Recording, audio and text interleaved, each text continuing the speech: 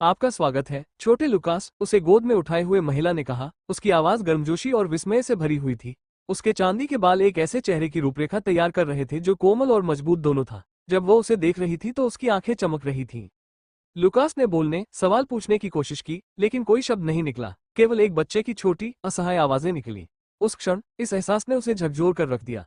उसका किसी तरह पुनर्जन्म हुआ था। इतना ही नहीं, उसका पुनर्जन्म अंत की शुरुआत की दुनिया में हुआ था। वो लुकास नाइटशेड था, जो शक्तिशाली असुर कबीले का उत्तराधिकारी था, जिसका जन्म जादू, खतरे और आसन सर्वनाश से भरी दुनिया में हुआ था।